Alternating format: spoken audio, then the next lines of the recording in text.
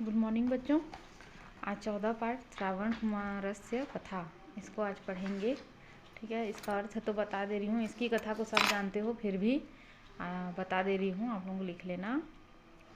पितृभक्तः श्रवण कुमारः एकः बालकः आसीत्। पिता भक्त श्रवण कुमार एक बालक था। सह सदा पित्रोः सेवां करोति स्म। वह सदैव पिता की सेवा करता था। तस्य पितरो नेत्रहीनो आस्ताम। उसके माता पिता, पितरो माने माता पिता, नेत्रहीन थे। एकदा तस्य पितरो अवदताम।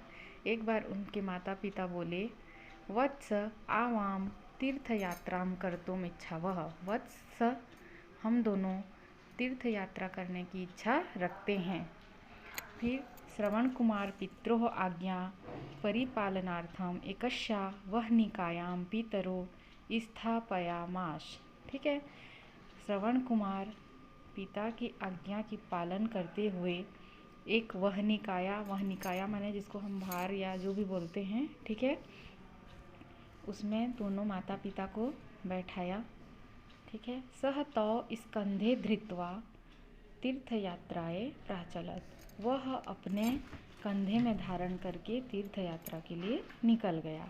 मार्गे तस्य पितरो पिपासितो अभवताम। ठीक है, मार्ग में उसके माता पिता पिपासितो माने प्यासे हो, मतलब प्यासे हुए। तो श्रवण कुमार पिपासितयो पित्रो क्षुधा शान्त्यर्थम एकस्य वृक्षस्य छायायां तौ संस्थाप्य जलम आनेतुम सरयूम अगच्छत। श्रवण कुमार प्यासे माता पिता की क्षुधा को शांत करने के लिए एक वृक्ष की छाया में उन्हें स्थापित करके जल लाने के लिए सरयू माने नदी है ना, सरयू माने क्या होता है, नदी, अगच्छत नदी की ओर चला गया। सह जल तुम्बिकाम नद्या जले निमज्जितम अकरोत। ठीक है, जल तुम्बिका माने जल भरने की तुम्बी। वह जल तुम्बिका में नदी का जल भरने लगा। तस्य भरणावसरे तुम्बिकाया गड़गड़ इति ध्वनि अभवत। जल भरने के समय पर तुम्बिका जब भर रहा था, गड़गड़ की ध्वनि हुई। तदा आखेटार्थम समागतः राजा दशरथः तम ध्वनिम अशृणोत अचिंतयच्च। तब आखेटार्थम मतलब शिकार के लिए आया हुआ राजा दशरथ उस ध्वनि को सुना और विचार किया। नूनम, नूनम माने निश्चित ही, कश्चित गजकलभः जलम पिबति।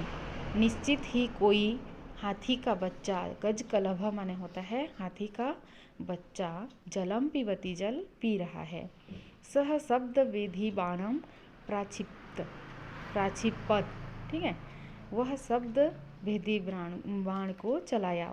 उसका जो मतलब विद्या था, शब्द भेदी बाण चलाने का था, उसने उस बाण को तीर से चला दिया। बाणः श्रवणस्य हृदयम अछिनत। जो तीर था वह श्रवण कुमार के हृदय को बेंध दिया, भेद गया है ना। तो बाणेन आहतः श्रवण कुमारः चित्कार शब्दम अकरोत्। बाण से आहत श्रवण कुमार चित्कार शब्द किया, मतलब बहुत जोर से चिल्लाया। तत् श्रुत्वा दशरथः तम प्रति अधावत। वह उसे सुनकर दशरथ जो है उस ओर दौड़ा। सह तत्र बाणविद्धं श्रवणः दृष्ट्वा शोकाकुल अभवत। वह वहाँ पे श्रवण कुमार को देखकर शोक मतलब दुखी हुआ। बाणविद्धः श्रवण कुमारः दशरथम अवदत् मम अंधौ पितरो पिपासकुलो वृक्षस्य अधः तिष्ठतः।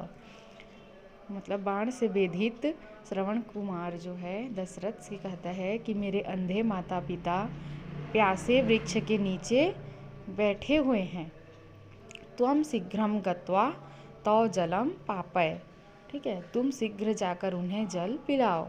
एवं कथयन सह प्राणान अत्यजत। ऐसा कहकर वह अपने प्राण का त्याग कर दिया।